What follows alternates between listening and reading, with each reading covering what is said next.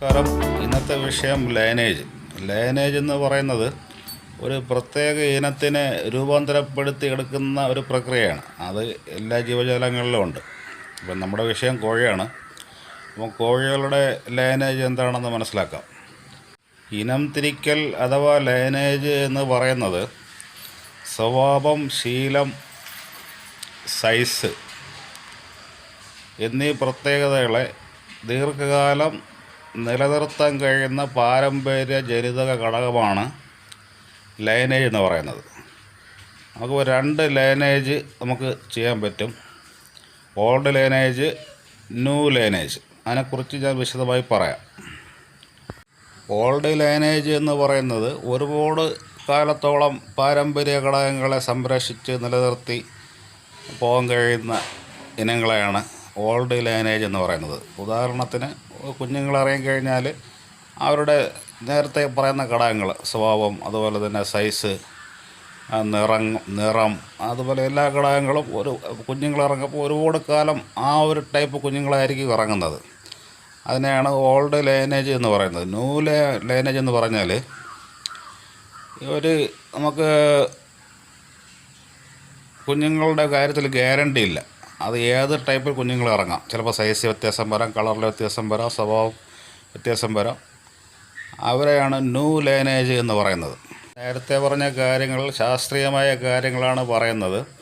അതിൽ എല്ലാവർക്കും മനസ്സിലായിക്കൊള്ളണമെന്നില്ല. അതുകൊണ്ട് ലളിതമായി പറയാം. ലളിതമായി പറഞ്ഞു കഴിഞ്ഞാൽ, ഉദാഹരണത്തിന് ഒരു അസീലിൻ്റെ കൊത്തുകോഴിയുടെ അതിൻ്റെ ഫൈറ്റ് നമ്മുടെ കോഴിപ്പോര് ഉണ്ടല്ലോ തമിഴ്നാട്ടിൽ, കണ്ട് നിങ്ങൾക്ക് ഇഷ്ടപ്പെട്ടു എന്ന് വിചാരിക്കുക. അപ്പോൾ ആ അസീലിൻ്റെ പൂവിനെ നിങ്ങൾ കൊണ്ടുവന്ന് അതിൻ്റെ ശീലത്തിലുള്ള അടുത്ത ജനറേഷനെ നമുക്ക് ഉണ്ടാക്കിയെടുക്കാൻ പറ്റും. അതിന് കുറച്ച് കാര്യങ്ങൾ പഠിക്കേണ്ടതായിട്ടുണ്ട്. അതിനെയാണ് ലൈനേജ് മേക്കിംഗ്. അപ്പോൾ അതിനുവേണ്ടി നമ്മൾ ക്രോസ് ബ്രീഡ് ചെയ്യേണ്ടി വരും. അതുപോലെ തന്നെ അതിനനുസരിച്ചുള്ള പിടയെ സെലക്ട് ചെയ്യേണ്ടി വരും. ക്രോസ് ബ്രീഡ് ചെയ്ത കുഞ്ഞുങ്ങളെ വേറെ ഈ സെയിം ലൈനേജ് കോഴികളെ കൊണ്ട് വീണ്ടും ക്രോസ് ബ്രീഡ് ചെയ്യിക്കേണ്ടി വരും. അപ്പോൾ ഇതിലും ഇൻബ്രീഡിങ് ഉണ്ടാവാൻ ചാൻസ് ഉണ്ട്. ഇതൊക്കെയാണ് ലൈനേജ് കോഴികളുടെ ഒരു രൂപാന്തരണത്തിൽ ലളിതമായി പറഞ്ഞ കാര്യം. ഈ ഇനംതിരിക്കൽ എന്ന് പറയുന്ന പ്രക്രിയ, അതായത് ലൈനേജ് നമുക്ക് എടുക്കണമെങ്കിൽ പെട്ടെന്ന് നടക്കുന്ന കാര്യമല്ല.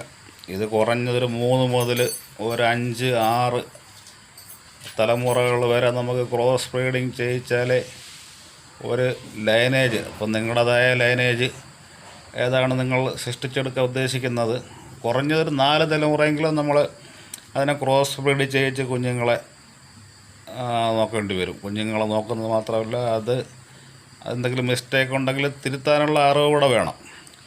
അപ്പോൾ ലൈനേജിനെ പറ്റി ഇതുവരെ മലയാളത്തിലൊരു വീഡിയോ വന്നിട്ടില്ല. ആദ്യമായിട്ടാണ് ഒരു ലൈനേജിനെ പറ്റി വീഡിയോ വരുന്നത്. ഇപ്പോൾ ഈ വീഡിയോയുടെ ലെങ്ത് അല്പം കൂടും എന്നുള്ളത് കൊണ്ട് ഞാൻ ചുരുക്കിയാണ് പറയുന്നത്. ഇപ്പോൾ വിശദമായ വീഡിയോ ഞാൻ പിന്നീട് ചെയ്യാം. ലൈനേജ് സിസ്റ്റം കൂടുതൽ കണ്ടുവരുന്നത് അസീൽ ബ്രീഡാണ്. തമിഴ്നാട് സൈഡിലൊക്കെ പോയി നോക്കിക്കഴിഞ്ഞാൽ, തമിഴ്നാട്, ആന്ധ്ര അവിടെ പോയി കഴിഞ്ഞാൽ ലൈനേജ് ഒരാളുണ്ടല്ലേ. ഇപ്പോൾ എൻ്റെ ഉദാഹരണത്തിന് എൻ്റെ പേര് ലാലു. അപ്പം ഞാനൊരു ലൈനേജ് ഉണ്ടാക്കി. അപ്പം അത് ലാലുവിൻ്റെ ലൈനേജ് എന്നറിയപ്പെടും. അത് അവരാരും വേറെ പുറത്ത് കൊടുക്കാറില്ല, മാക്സിമം കൊടുക്കാറില്ല.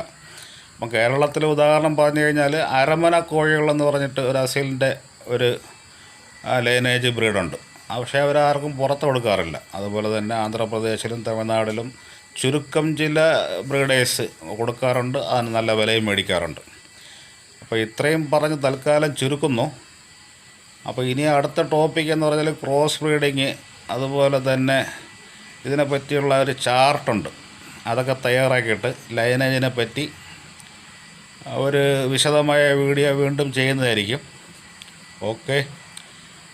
പിന്നെ വേറൊരു കാര്യം പറയേണ്ടതെന്ന് പറഞ്ഞാൽ, എനിക്ക് വാട്സപ്പിലും കുറച്ച് പേര് സജഷൻ ചെയ്തു, അല്പം സീരിയസ് ആയിട്ടാണ് സംസാരിക്കുന്നത്, എന്താ പറയണത്. അപ്പം നമ്മളെ യൂട്യൂബ് ചാനൽ സ്റ്റാർട്ടിങ് ആണ്, അതിൻ്റേതായ ടെൻഷനും കാര്യങ്ങളൊക്കെ ഉണ്ട്. ഓക്കെ. അല്ലാതെ ഈഗോ കോംപ്ലക്സോ അങ്ങനെയുള്ള പ്രശ്നങ്ങളൊന്നുമില്ല. ഒരു ചെറിയൊരു പേടിയുണ്ട്, അതുകൊണ്ടാണ് ഇങ്ങനെ സംസാരിക്കുന്നത്. എല്ലാവരും സഹകരിക്കുക. വരും കാലങ്ങളിൽ അത് മാറ്റം വരും എന്ന പ്രതീക്ഷയുണ്ട്. അതുപോലെ തന്നെ എല്ലാവരും ഇതൊരു പുതിയ അറിവാണ്. എല്ലാവരും ഒന്ന് ഷെയർ ചെയ്യുക, അറിയാത്തവർക്ക് ഷെയർ ചെയ്ത് കൊടുക്കുക, സപ്പോർട്ട് ചെയ്യുക. Okay, thank you.